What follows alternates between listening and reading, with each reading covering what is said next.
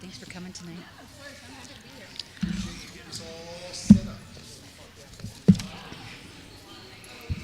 Hello, everyone. How are you, everybody? Thank you for joining us tonight. We appreciate you for being here. We've got a few more minutes before we start, so we're going to go over some rules, especially in-house, okay? I am Shelley Roars of the League of Women Voters. This is your candidate forum for D49. Just a couple of housekeeping items, if you wouldn't mind. Obviously, turning those phones on vibrate for us. As one of our in-person attendees, during the forum, once we get started, there is no clapping, no booing, no any type of interaction, please, during the forums. We don't want to break concentration for these candidates. We put them in the hot seat, and sometimes it's kind of hard to answer things in 1 minute to gather your thoughts, especially if somebody's clapping. So for this time frame, we do ask that you please subside from doing any of that. Your Student Board of Representatives is going to run this this candidate forum. And besides those rules, the candidates have also signed a candidate agreement that they agree to the rules. They don't talk over each other. They don't interrupt each other. They will answer the questions that are before them in the time frame and wrap up their thoughts as the timekeeper here is counting down. So this will actually beep for you. If you don't know this system, it will actually beep. So please keep an eye on that, candidates as well. If you don't know this building, the restrooms are in the back of the room to the left, okay?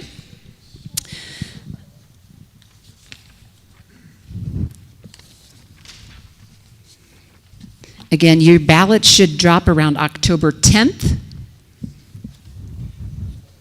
And you have until November 4th to get them in, okay? And I got 1 more minute on our time frame, yes? Is that good? What do you need? Another script, but I must have. I've got extras in my briefcase.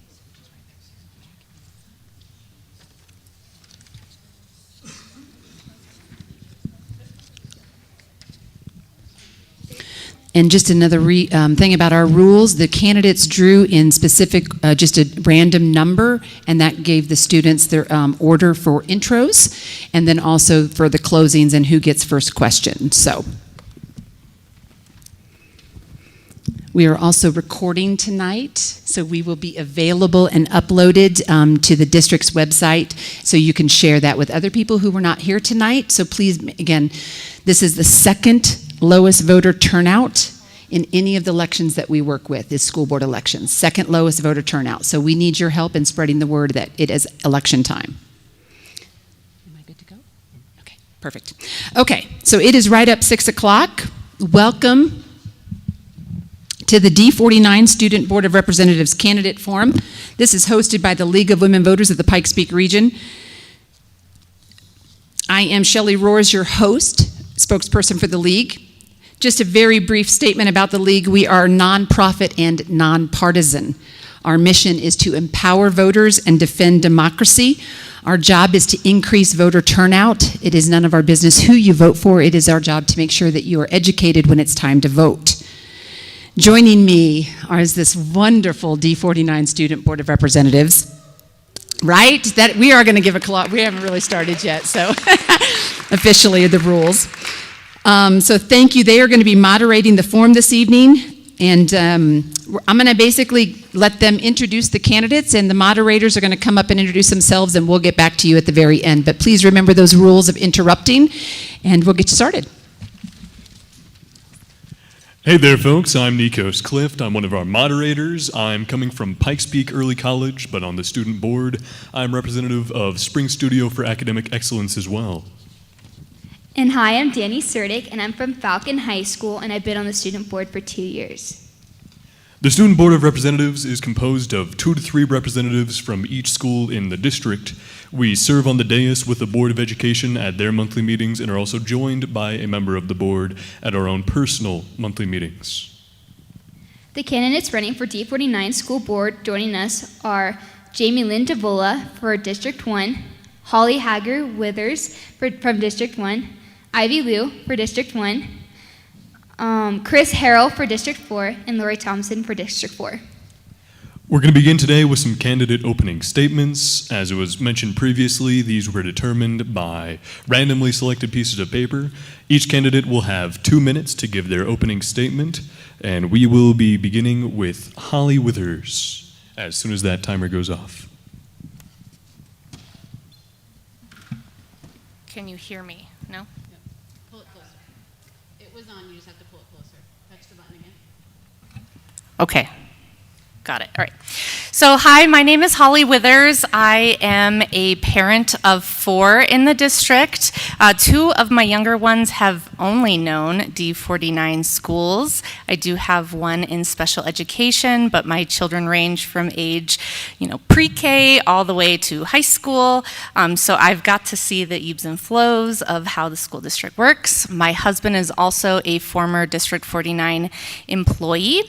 I have lived in Colorado my whole life. I am multi-generational. I come from the Tri-Lakes area, so I graduated from Lewis Palmer, District 38. I went to college at UCCS, Fort Lewis, and CSU, and yes, I couldn't make up my mind, but I'm glad that I had all those experiences. And then I, shortly after, went to trade school. Basically, I have a background in leadership. I worked for 15 years at a retail pharmacy chain that you all are probably very familiar with. And that job in specific gave me leadership qualities. I'm used to budgeting. I'm used to determining key performance indicators and how to balance metrics. I'm used to dealing with other people's money, other people's prescriptions. But basically, I just am part of the community. I want to get to know the community a little bit better. I want to serve the community and the children that live here, and the families that live here, and the stakeholders. And I just am here to try to be as approachable and kind, and that is my main message. Thank you. Next up, we'll be moving on to Lori Thompson with the same 2 minutes. My name is Lori Thompson. I am the current board president for the Board of Education. I have been a resident of Springs Ranch since 2001 and a resident of Colorado since 1959. Do not break out a calculator and do the math. I am married to my wonderful husband, and between the two of us, we have 5 children, 2 grandchildren, and 2 great-grandchildren. My kids have been to Remington, Springs Ranch, this is when they were adjusting the population growth, Horizon Middle School, and Sand Creek High School. I have 1 student that was special education, but very, very brilliant. We did not have allies back then. I really wish we would have. And then I had another child that was gifted and talented. So once again, I got to experience a lot of the different programs that we had in School District 49. I originally ran for the board after 2020. During the school shutdowns, we had a spike in teenage suicides in El Paso County, and it went up to 15. And I thought, maybe I can make a difference, and where would I want to make a difference? So 16 years before I was on the board, I had a former board president who said, you should run for school board. And I said, oh no, I'd never do that. But I ended up doing it because, first and foremost, I love kids, and I'm really glad that has passed on to my own kids. My son is now a teacher aide at Spring Creek Correctional, and my daughter works for Kid Crossings as a family preservation specialist with foster kids. And I'm proud to say that I had the house that other kids like to hang out at. So. Thank you. We'll now move to Chris Harrell. Hi, my name is Chris. I am a parent of 3 kids at Remington Elementary, just down the road on Peterson, 3rd grader, 1st grader, and pre-K. And I'm running for them. I want to have a positive impact on their education, especially now when they're so young, when I can have an impact that will last their entire education. And what I want for them is a board that focuses on the students, focuses on student outcomes, student safety, fiscal responsibility, staff compensation. And I think that as a parent of kids in this district and as an engineer who deals with complex problem solving on a daily basis, I'm in a good position to go ahead and do that. Thank you. Now we'll move on to Ivy Liu. Hello, I'm Ivy Liu. I was on the board from April 2021 through August-ish 2023. I'm a former naval officer, married to a submariner, and followed him all over the place for 20-some years. Holly and I were just talking about this, motherhood. You know, I got out. I chose to get out, left my career so I can raise my kids, and I'm glad I did, because I don't have kids that are indoctrinated. They've grown up to be very good working citizens as well as moms. I have 5 grandkids I'm very proud of, that I love very much. During these 4 years, I came in during COVID, and my eyes just, I drank from 10 fire hoses, learned so much about the world, about education, about history of education, history of this country. I'm an immigrant, so I love, love, love this country and all the opportunities that it has offered to me, and that's how I drive all my decisions, is that this is a great country and don't anybody put it down. So I teach all of these life lessons to my kids, to my grandkids, and I'm a proud American, and I will continue to be so and fight for everything there is to fight for in the school district, so that our future generations turn out to be good young people who knows their God-given skills and talents and use it to advance their life and their career so they can have great families like I hope that I raised. So again, during COVID was the first time I used my biology degree in 4 decades, and I learned about all the lying that we're told by the government. Don't trust the government. We learned about all the things that you hear on the news are not real. So please, make wise decisions, you young people especially. Don't just automatically assume the first thing you hear is correct. And again, I'm back on the board. It was a hard 2.5 years, but I am back because God is not letting me go anywhere else. And I could be traveling the world, but I'd rather do this. So that's what I'm here for. And to conclude our opening statements, we have Jamie Lynn DeVola. Good evening. My name is Jamie Lynn DeVola, and I am the current Vice President on the Board of Education. I have been serving for the last 4 years to make sure that we're focusing on academics and hiring our state standards or hiring our standards so that we can achieve more and do more in our district. I have been a teacher for the last 17 years. I'm an instructional coach for grades 3 through 5 at my charter school that I work at. I also have a daughter. She's 9 years old and in 4th grade. Education is a huge passion of mine. I believe that all students can learn and want to learn, and all teachers can teach if given the right materials and the right support in the classroom.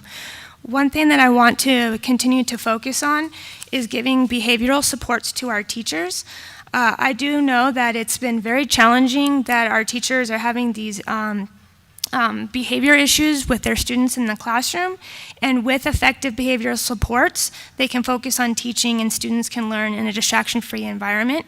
I'm also for parental rights and school choice. That's one of the reasons why I love D49 is the fact that we have 52% of our students in charter schools, which attests to our want for parental choice. I also believe that we've done an amazing job of really focusing on parental rights, especially with voting on our Parents' Bill of Rights and making sure everything that's taught in the classroom is transparent to our teachers. We also have focused on making sure our schools are fair and safe learning environments where boys are able to be in boys' bathrooms and girls are in girls' bathrooms, and we're not confronting or making sure that they are safe in their appropriate spaces so that students can focus on learning. Thank you. Now we're going to move on to the student questions. 1 minute for this response. How do you measure if the district is successful? And we will start with Ms. Thompson. Well, there's a couple of different measurements for success. One would be how are our CMAS scores comparing across the state, but CMAS is not the only indicator. We also need to have student satisfaction and parent satisfaction. We have to have a level of engagement. Another thing, when you look at the voice of the workforce, we have to see, do our teachers feel like they are in a good climate where they are valued? Do our principals feel about the way the district is run? So it's kind of a cumulative effort to find out whether or not we're successful. I am also really proud of the school choice that we have here, and several of our student body come from schools that are either hybrid schools. Our charter schools also participate with the Student Board of Representatives. So I would say it's family engagement and satisfaction and staff satisfaction.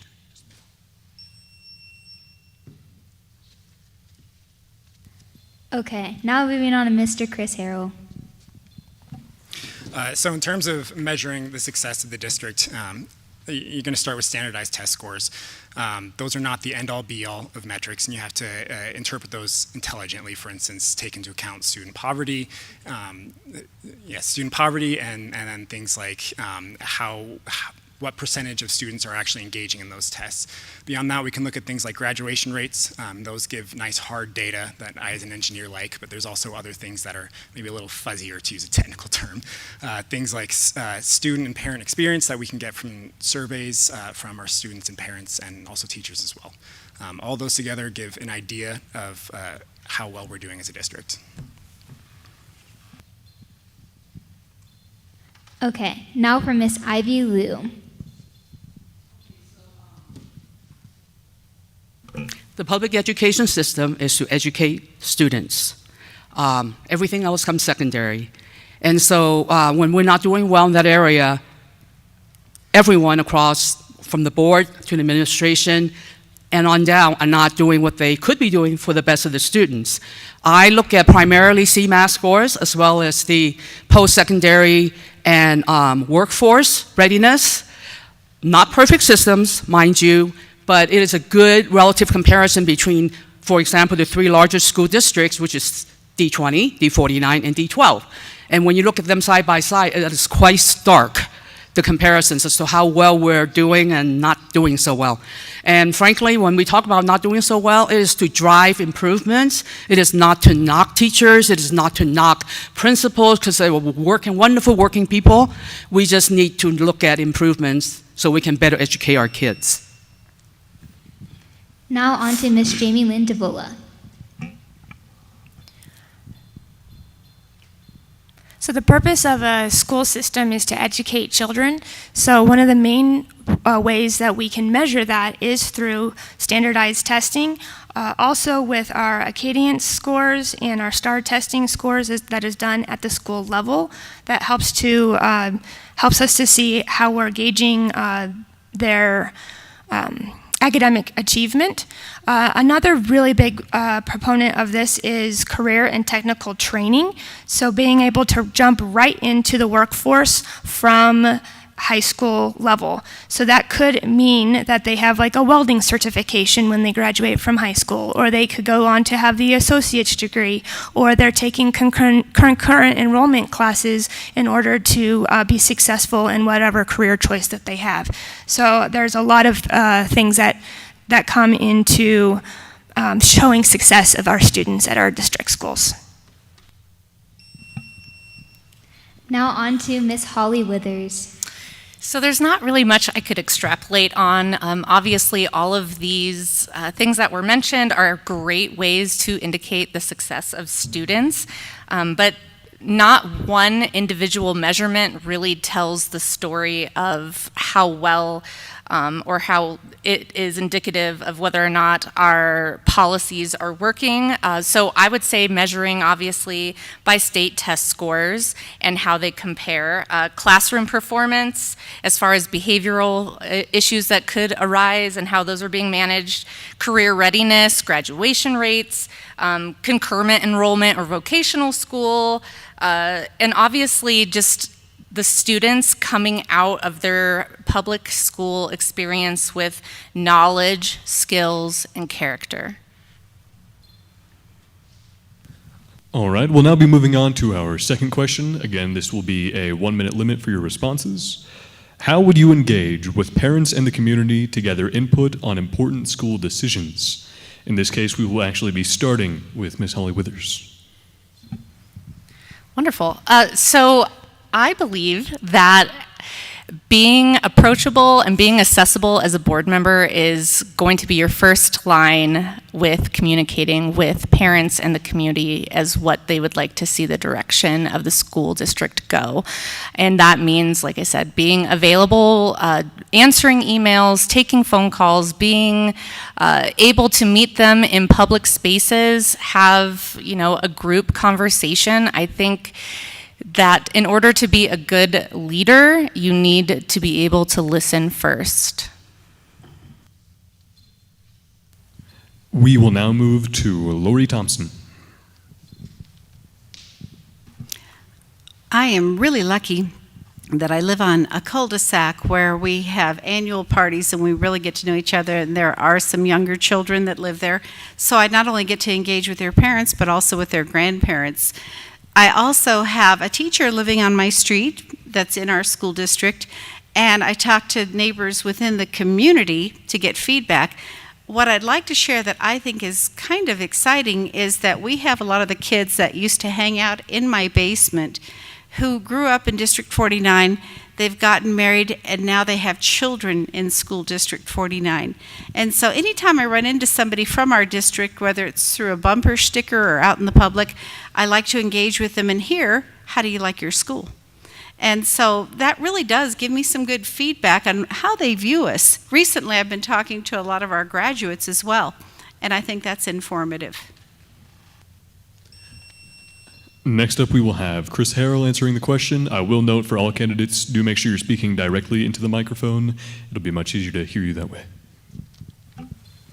Yeah, so this is a great question because a lot of the parents and teachers that I've spoken to have been unhappy with the level of communication with the current board. And they have the opportunities, they can come to public forums, they can email board members, but they either, when I ask them, have you done those things, they don't seem to know that, or they don't think it's valuable. And so I think we need to work on our public outreach and make sure that parents and teachers understand that they can reach out to the board and that they will be listened to. I think that's something that we're failing at right now. So we need to work with our parents to show them all the opportunities they have to speak with the board, and then do a better job of listening and showing them that we're listening. We'll now move on to Ivy Lou. So about 4 years ago, we actually had very active participation. Parents coming to speak at public forum, expressing what they wanted from the board. And I'm going to be negative for a second here. The board didn't listen, and people stopped coming. And I would beg these people to come to the meetings with more issues that are coming up. And they say, "What's the point? They don't listen anyway." We need to change that culture really badly, because we are elected by our people, and we shall vote according to the way they elected us and our campaign promises. We cannot afford to break them and think that we will get reelected. So yes, we need to listen to our people, and something I wanted to get started, which did not get started, is community newsletters. The letter, there ought to be either monthly or weekly email, maybe not weekly, that's too much, going out to the community about everything that's happening, not just the good stuff, which that the magazine is very nice, but the community needs to know all the issues that are happening, and they need to be informed. And then concluding question 2, we will have Jamie Lynn DeVola. Thank you. So one of the ways that I help engage in the community is going to our community events, such as the Back to School Night Bash, and meeting families and parents and introducing myself to them. Also visiting the schools and the classrooms and talking to the teachers and the students and seeing what they're doing in their classrooms is a good way to connect with the community. Being available through emails and having open board meetings. I'm actually wanting to change the way that we do our forums to allow for 3 minutes per person instead of 2, because I don't believe 3 minutes is enough to be able to say what you need to say on the microphone to our board members. And so those community events are really important, and that's something we will continue to do. I also agree that we need to have more of a newsletter and being able to send that out so community members are more aware of what's going on in the district. Thank you. Okay, 1 minute for this question. Do you have any issues regarding school curriculum? And is there anything you wish should be taught differently? And we're going to start with Miss Jamie Lynn. So school curriculum. We have worked really hard these past 4 years to make sure that our curriculum is aligning with what we want it to be. We did develop a curriculum review process so that the community members can come together and actually review any curriculum that we're going to be adopting. That's how we got the SAVAS program in our high schools for social studies and for science. It was the community members bringing that forth. One other thing I think that's really a huge focus is direct instruction, being able to have more of teacher-directed instruction and having the students also have input and having a good balance between that and student-led instruction.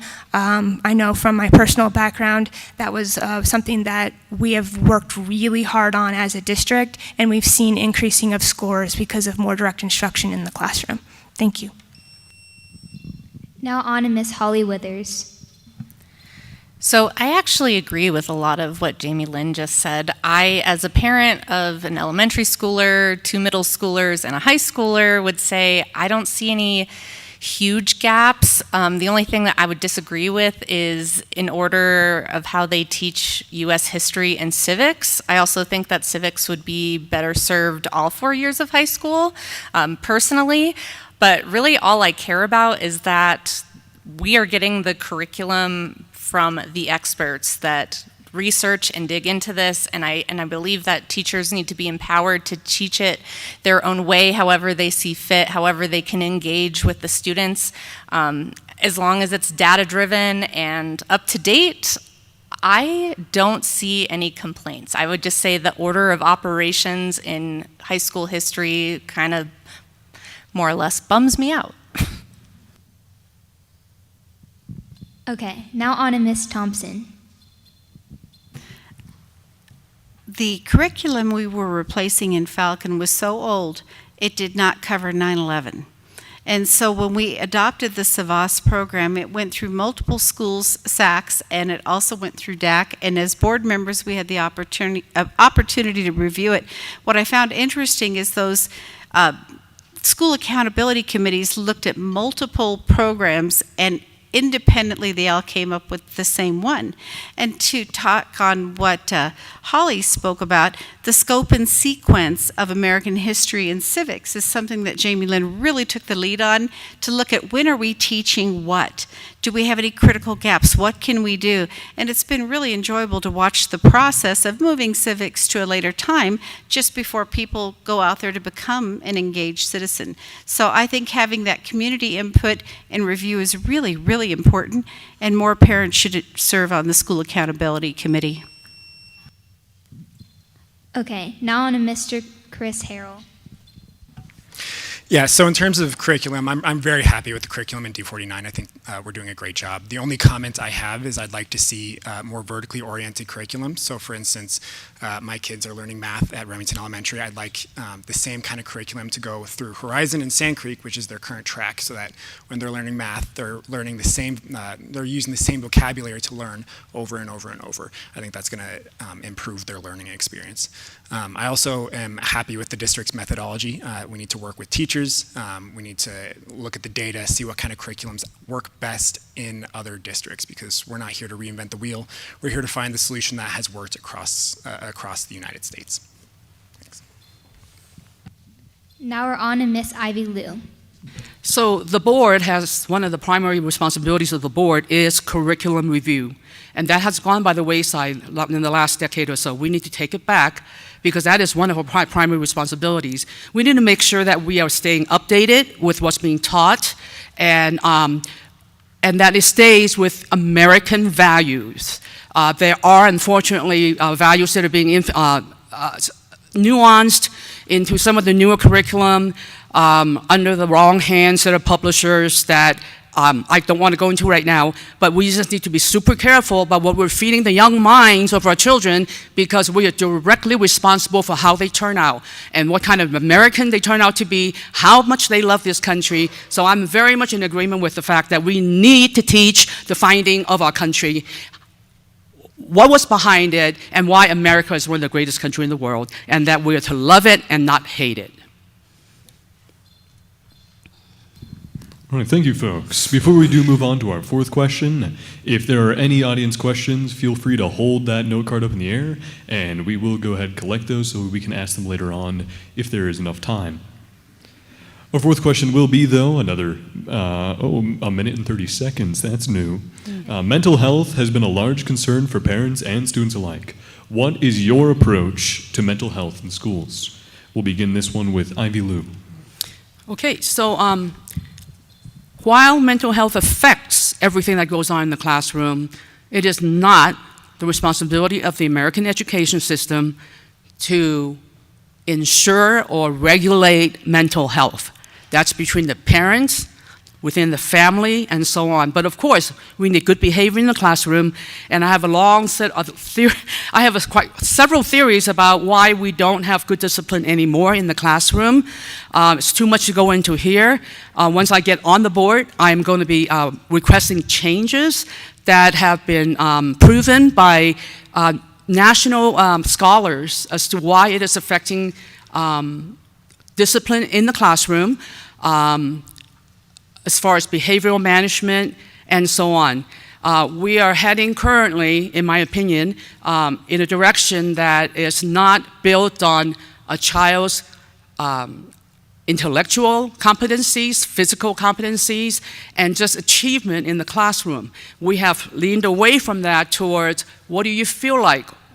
How emotional are you today? Well, no great country has ever been developed or have succeeded based on those criteria. It is critical thinking, it is proper use of information to make proper decisions, and that's what we need to focus on. We'll now move to Jamie Lynn DeVola. So mental health is definitely a huge concern in our community. Number one, too much screen time.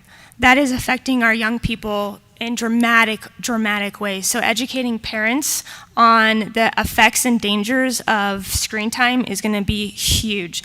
We passed our cell phone policy, and I have heard nothing but amazing reports from teachers and from students about how effective it has been in helping those kids to learn in the classroom.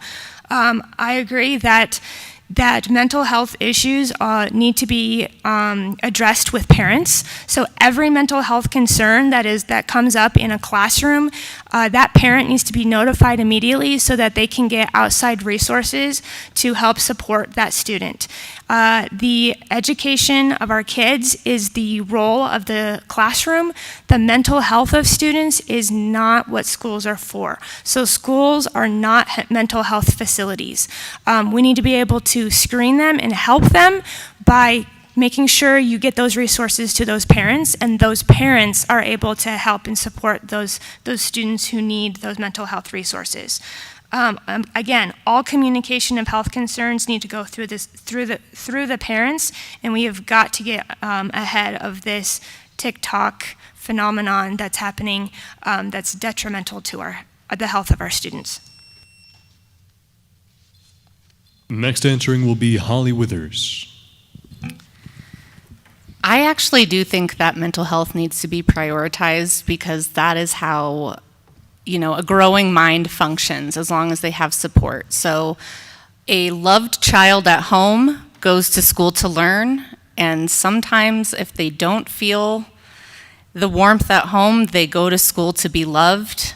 And I think it's incredibly important that we take mental health seriously, especially with our young boys. As a mother of 2 sons, I want them to get out of the basement, get off of TikTok, get off of the screens.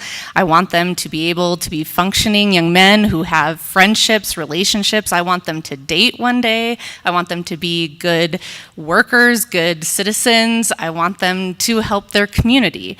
And I think at some level, while it should be a collaborative effort between the school and the parents, at the end of the day, you as a teacher or teachers spend a lot of time with your children, and they are trained to, anticipate needs. They are cognizant of, warning signs of abuse and everything of that nature. And I think it's incredibly important that somehow we foster the mental health between the schools and the parents. We'll move on now to Lori Thompson's response. That is a very complex issue. Nothing should happen without parental engagement, and they have to be involved. And I do agree that they could be screened and recommendations for resources for the parents to follow up with. The one thing you have to look at too is you have to look at IEP. Sometimes individualized education programs will call for a certain amount of counseling or assistance with learning to handle emotions. It's not always one size fits all. And we've had a lot of problem with dysregulated kids. I remember hearing a teacher out in the Falcon Zone when they were doing a training out there. She says, I don't care when they try to hit me, but I hate when they spit on me. And when you hear something like that, we have a problem. And so I do think it has to be a collaborative venture between the parents and the schools. And also young girls suffer a great deal from depression. They're more likely to contemplate suicide. So you have to have the resources available in the places to help direct the parents and hope that they will be engaged and be involved. And I think another thing that kind of ties in with mental health is bullying. It was a problem when I was in middle school, and it's a problem now, and something should be done with that, and I don't know how to fix that, but I sure want to keep trying to find it. And finally for this question, Chris Harrell. So I absolutely believe that the mental well-being of a student, the primary responsibility for that is with the parent, absolutely. But this is a complex issue, and we need to approach it with nuance. My kids spend about half of their waking day at school. And while it's my job to make sure that they are well prepared for all the challenges that they'll face in life, if the school chooses to only teach them facts and figures and prepare them for college, they will not be prepared for the rigors of living in this world, which is complex, where we have social media and screen time that is a huge drain on our emotional energy. We need to come at this holistically and involve the parents and respect parental rights, but we need to look at the overall package, the well-being of all of our students, and do our best to put our students in a position to succeed no matter what they do after high school, after their education. And we can't do that if we are ignoring their mental health in school.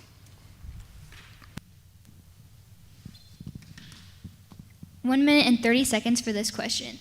Should AI be incorporated into the classroom environment, and how? And should it be restricted or banned? Oh, shoot. Sorry, guys. We'll start with Chris Harrell. Yeah, so I work in technology, so this is discussed at my workplace quite often, and it's an incredibly complex issue, and I don't think that the answers will be easy or that they're immediately apparent. We have a lot of study and work to do to figure this out. AI is a technology like any other. It's much like the internet, where it can be used for great benefit or great harm, and we're seeing both the benefit and the harm of the internet and AI as well. We need to figure out how to maximize the benefit while reducing the harm. I'm concerned that AI is taking the place of some of the reporting that our students give. I don't want our students to be using AI to write papers. That's not okay. But we need to teach them how to use it responsibly, because the fact is that AI is part of the world now, and we can't put that in the box. It's not going back. They need to learn how to use it and how to use it well. And that has to start in schools, because a lot of our parents aren't going to understand that. So schools have a part to play here. There's a lot to learn about AI, but we need to make sure that we're teaching our students responsibly how to use it. Now on to Miss Lori Thompson. That is a very complex issue, one we've been tackling with students and with administration. It's like anything in life, it can be both good and bad. And how to properly regulate it, I think that's a better word than to restrict. I've started using it in my own business, and I'm learning more as I go along. And I was really impressed when my son generated some AI music that was really good. The problem is it's also been used to bully people, where they have created false images. There was a high-profile case of where they created naked playing cards of different students through AI-generated images, and I can't even imagine the kind of toll that takes on the mental health of the people who are victims of that. And also, I like what Mr. Hill said as far as research, learning that don't let AI do your, it can be a tool, but when it comes to developing critical papers, just to make sure that you've got you in there. That's part of learning. I mean, I hate to really date myself, but we had a set of Encyclopedia Britannica, and we used to go to the encyclopedia to do research paperwork or the library. It's a lot easier nowadays, and now I use internet tools as well. So I just think it has to be, we have to use judicious wisdom when it comes to AI in the schools. Now on to Miss Jamie Lynn DeVola.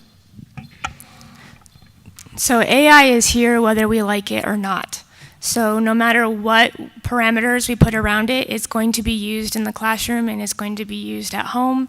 And so our role as educators is to make sure we have that policy and procedures in place so that there are guidelines on how to effectively use AI. I don't like AI. I wish it hadn't been released, but I cannot deny the fact that it's here. I believe that just like screen time, AI does have some really detrimental effects to the mental health of our students. And it also creates some laziness as well, because it's really easy to search something on AI instead of having to actually do some research and delve into books, etc. And that brings us back to that mental health issue. And I think part of combating that is to teach good character through hard work, determination, character building, helping students to get outside of themselves and to see others. That's one way we can combat the mental health crisis, is making sure we're teaching that good character education and that responsibility and hard work is actually helpful to your mental health. Now on to Miss Holly Withers. So AI is unavoidable. Even if you wanted to do research and you go under Google, the first thing that pops up is an AI-generated answer. I strongly detest AI. Again, I wish it was never invented. I know that it's here to stay, but I have seen an increased laziness. There's a lack of creativity. I don't like AI because I feel like it really deters from just even arts and beautifully written essays anymore. But I do believe a policy in place to regulate where and when to use it is perfectly acceptable. However, I do feel like it's more of a burden than a pro. And for our last person for this question is Miss Ivy Liu. So AI has been around since before you guys were born. Years ago, professors were dealing with how do I know a student actually wrote this report. So it's a long time problem, and honestly, I am not, even though all my kids are in that area, all of that, they don't have answers, and I don't either, honestly, especially as a school board policy. I think something's going to have to come from I'm not going to advocate for more government control, but it seems like there should be more general expectations so that we as boards can put in proper policies, because I've been searching on the internet for precedent policies for school districts on what they do with AI, and there is none. No one has really tried to tackle this monster, and it could be a monster. You talk about grooming, kids being groomed on Facebook chat groups and so on. AI can definitely do that. I actually engaged into a conversation just to see how far it would go with AI, and it's like, oh my gosh, it's like talking to a person. And for children that are not as old as me, they may actually think they're forming a relationship with somebody when they are not. So we're turning our kids towards a lack of reality that we need to be really careful of, especially parents. But most of all, I go back to educate the parents, parents, pay attention to your kids and what they're learning. So.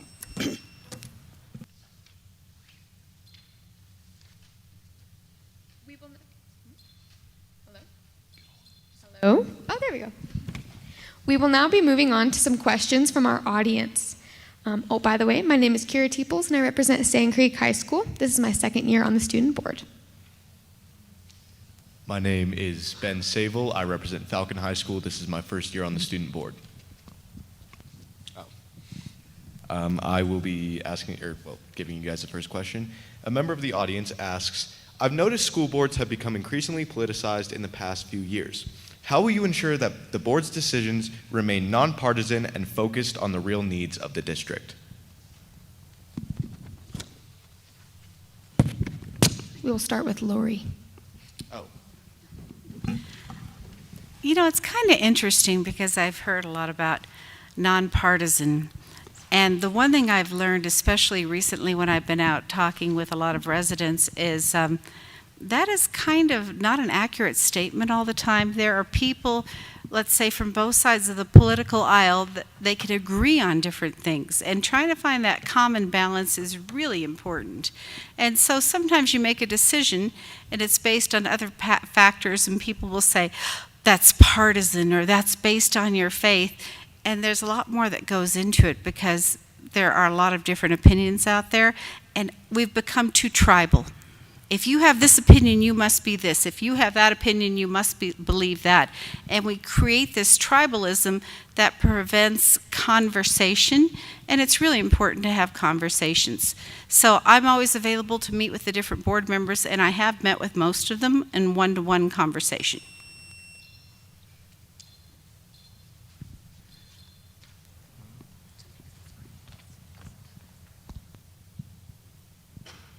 All right, we will now move on to Mr. Chris Harrell. So I believe this is a fairly easy problem to solve. We need to focus on the questions that actually affect our students. Most of those questions are nonpartisan in the sense that we're talking about budgets, we're talking about staffing. Anyone across the political spectrum, if they have the right qualifications, can deal with those. I think that our board focuses a lot on things that generate political outrage but do very little for our students. We spend a lot of time, a lot of effort focusing on things that don't really help our students and that mostly just seek to polarize the community. So I think if we're focusing our conversations on things that actually affect our students, boards will get much more boring, and the students will benefit. And so that's what I believe we should be focusing on.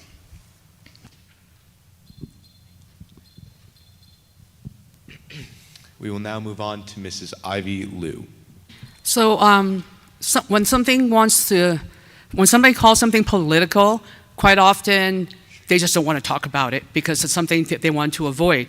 But it all depends on how you define political. When you're knocking doors, you will run across, if you don't even know what political affiliation they're with, if you talk about things like critical race theory, no, we hate that, do not. And I find out later that I have a whole mix of Democrats and Republicans that are both against it. So, but it's being called political. CRT could be political, but it affects our children because CRT creates chaos, confusion in our kids. Wait, do I rely on my capabilities to define who I am, or do I go by the skin of my color?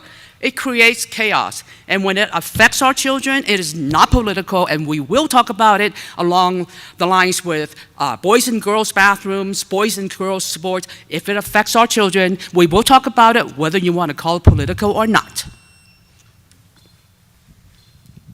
All right, we will now move on to Mrs. Jamie Lynn DeVola.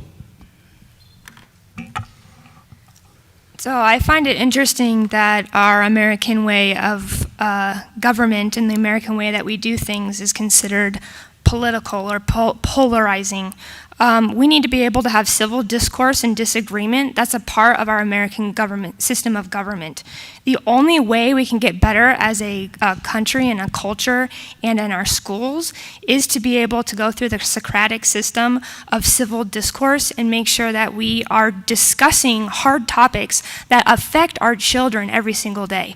We have to be able to talk about these things so that we are doing what is right for our kids, no matter what aisle of the, or what side of the aisle you are on. You can have agreement across the aisle and still have discourse that sometimes is considered polarizing.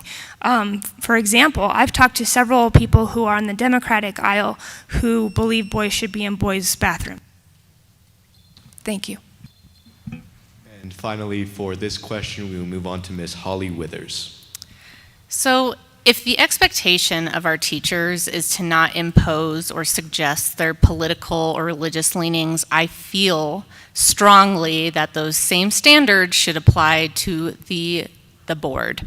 At the end of the day, you are representing all of your constituents from all kinds of different backgrounds who all have different belief systems, and you can lead somewhat via your political leanings or your religious standings, but at the end of the day, you have to take yourself out of the equation and think about the greater good.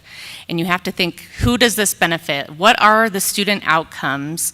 And yes, there are things that are political, like, safety and such like that, but again, does this help all students or just a small few?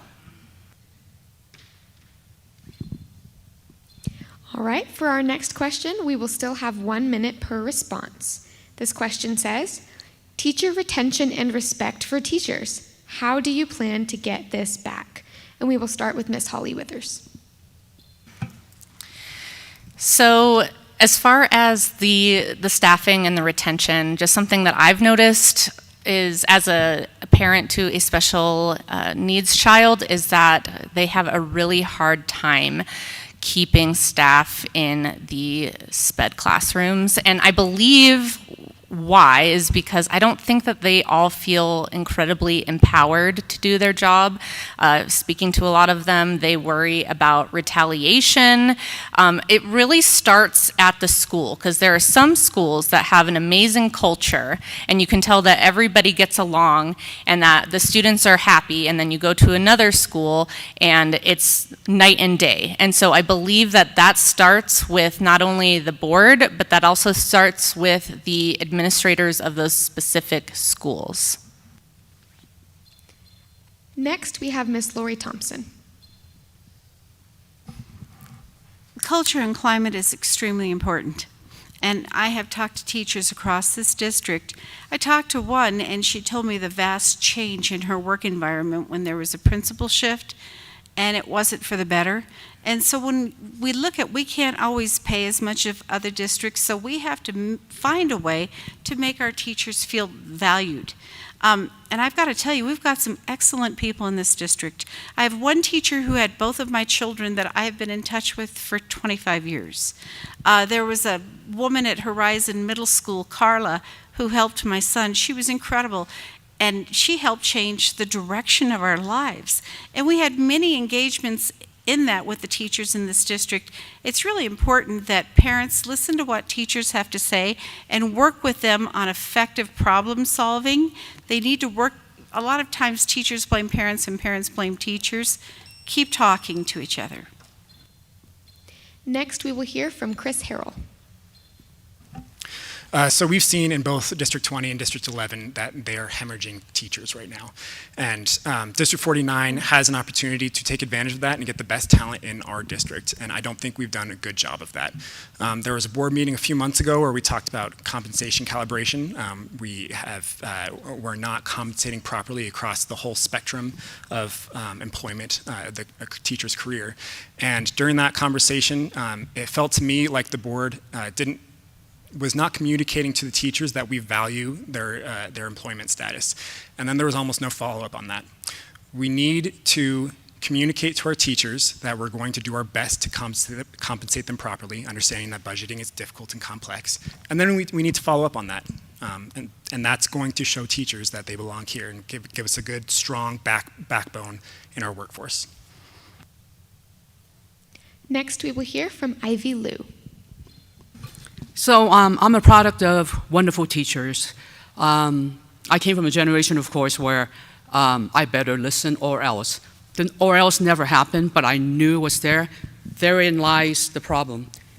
It has to be from the top down, from the board to the superintendent and on down, that there are these expectations of behavior, respect, and mutual interactions that will not be crossed. And then I think the rest follows. It's called ethos. If you have a climate like that, it's not going to be overnight. Kids are not going to start, behaving overnight and respecting teachers overnight. But they will, if that is the top expectations that is firmly put in place. And I've always felt that teachers ought to be elevated higher in the social scheme of things. That's not up to me. I don't know how to do that, actually. Probably need to talk to a social psychologist or something. But teachers are not appreciated, and we need to start saying more of that at board meetings and in our actions, starting with pay. Our concluding response will be from Jamie Lynn DeVola. So according to our teacher surveys, one of the #1 things that keeps them to their school is the relationship with their coworkers and the support that they get from their administration. I actually recently went to a meeting with several teachers for a conference, and the majority of them were talking about how they had no support from their admin staff for student behaviors. We have to change the way that we discipline students. It's a huge, huge problem for teachers. They can't teach in a classroom when students are violent or throwing things or screaming, and I've been in those classrooms. So having admin being able to support them is highly key. In order to do that too, we have to change state statute and state law on the way that we do behavior management. Also, I had teachers actually reach out to me and thank me for having our teacher calibration and teacher raises, for raising their pay. They said we did an amazing job with that. Okay. My name is Max Vega. I'm from Vista Ridge High School, and this is my first year on the student board. I will be asking our lightning round questions. For these questions, you can only answer yes or no unless the question specifically states otherwise. No explanation. Okay. Do you think the district is on the right track? Yes or no? Miss Ivy Liu? No. Miss Jamie Lynn DeVola? Yes. Miss Holly Withers? No. Miss Lori Thompson? Yes. Mr. Chris Harrell? Yes. Okay. Moving on to the next question. Do you currently have any students in District 49 schools? All right. Mr. Chris Harrell? Yes. Miss Ivy Liu? Grandkids. Miss Homeschool. Miss Jamie Lynn DeVola? No. Miss Holly Withers? Yes. Miss Lori Thompson? No. Okay. Moving on to our third question. With Colorado laws stating sex ed is not mandatory to teach in schools, do you think sex ed should be taught at the high school level? Miss Lori Thompson? No. Mr. Chris Harrell? No. Miss Ivy Liu? No. Miss Jamie Lynn DeVola? No. Miss Holly Withers? Yes. Okay. Moving on to our fourth question. The Board of Education passed a board policy that bans cell phones during instructional time. Do you support this policy? Miss Holly Withers? Yes. Miss Lori Thompson? You betcha. Mr. Chris Harrell? During instructional time, yes. Miss Ivy Liu? 100%. Miss Jamie Lynn DeVola? Yes. Okay. And on to our fifth question.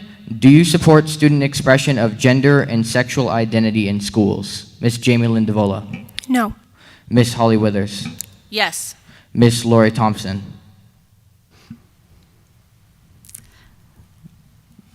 Yes, that's freedom. Mr. Chris Harrell?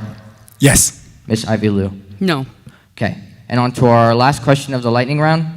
Choose So, whose opinion matters most when creating board policy and making district decisions? Parents, staff, students, the community, or yourself? Ms. Ivy Lou? Can you repeat the question, please? Yes. Whose opinion matters most when creating board policy and making district decisions? Parents, staff, students, the community, or yourself? Ms. Ivy Lou? Parents. Ms. Jamie Lynn DeVola? Parents. Ms. Holly Withers? Parents. Ms. Lori Thompson? All of the above. Okay. Mr. Chris Harrell? It depends on the policy, but generally parents. Okay. All right. Thank you, Max and candidates. That will conclude our lightning round. Before we do move on to closing statements, I would just like to extend gratitude from the student board to all of the candidates who are here, as well as the audience. Your participation is much appreciated. As I said now, though, we will be moving on to those closing statements, if I can find the correct page. We will begin with Jamie Lynn DeVola's closing statement. 1 minute. Yes, 1 minute for those. Thank you, everyone, for coming. Just to reiterate, having been a teacher in the classroom for 15 years and now an instructional coach, and then also having a daughter who's in education at the charter school that I work at, I believe that it's very important that we get back to the basics of reading, writing, and math, and making sure we're focusing on providing those supports to our teachers so that they can teach in classroom environments without having the distractions of outrageous classroom behavior. I also believe that parents have the full right and responsibility to raise their children and direct their education, which is why I voted to approve the Parental Bill of Rights and Responsibilities, and we must require parent notification for everything that we're doing and having that transparency so that they know exactly what is going on with their kids. Thank you so much for your time. Visit me at my website, www.jamielindevola.com. Thank you. Ivy Lou, your closing statement. So I didn't learn how to speak English till I was 11. And so during my junior high and high school years, it was a constant struggle to learn how to read, understand what I'm reading. That dictionary was my best friend. And I see that we're graduating kids out there at 30% that are capable of managing those skills well. The other 70% are not, and I see them out in the workplace. I see them, struggling in whatever they're trying to do, and that hurts my heart because we are we're the top industrial nation in the world. We are towards the bottom of 30 when it comes compared to other countries. That is not right. We should not be turning out kids that cannot read, write, or do math. And so when I'm on the board, I'm going to pedal to the metal to get everything going so that we can emphasize academic achievement again. We will now move to Chris Harrell. Our students, our parents, and our teachers deserve a board that is going to find solutions to the problems that they face in their education. I'm well prepared to do the research, to be prepared to find the best solution to the problem, to be educated on the subject. And anytime I discuss, anytime I vote, I'm going to be thinking about my 3 kids and how it's going to affect their education for the next 13 years. We deserve a board that is of the parents and by the parents and for the parents. And that's what I'm here to do. Thank you all for coming. Now on to Lori Thompson. Since I became board president, the board approval rating has risen 18 points on the voice of the workforce.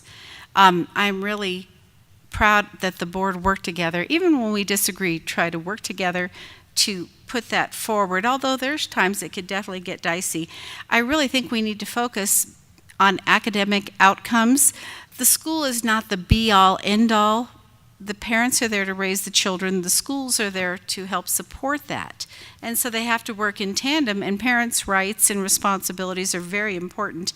But we do need to deal with dysregulated children. We need to work on reducing bullying. We need to improve attendance. That's an issue we did not touch on tonight that has become a big problem.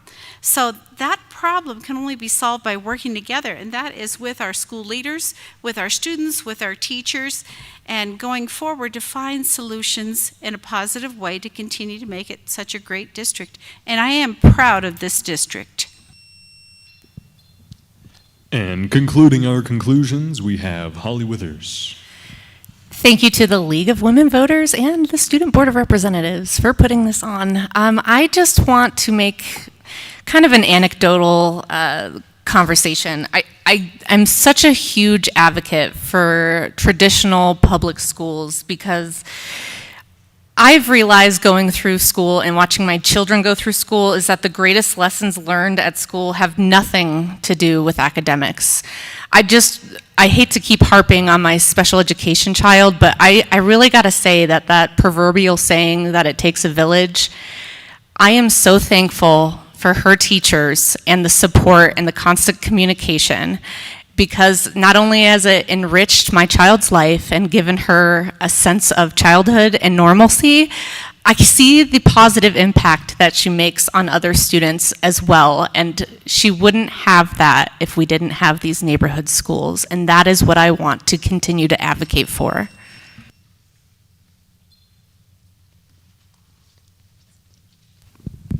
Can we get a round of applause for your D49 candidates, please?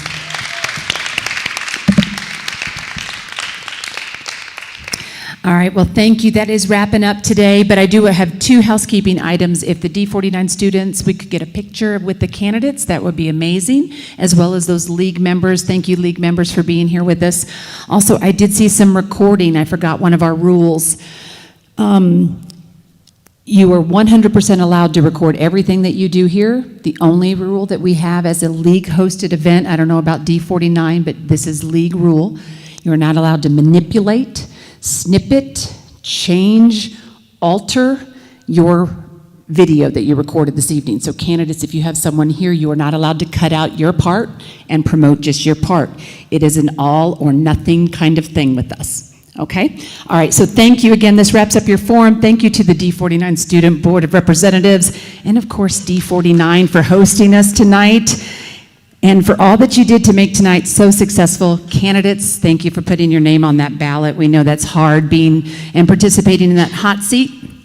I've already mentioned that picture, and that recording will be available shortly as well, so you can share that out as well. So candidates, again, thank you. November 4th is your ballot due date, so thank you for being here in person and being an active and engaged citizen. So appreciate it. Okay, picture. Head on up.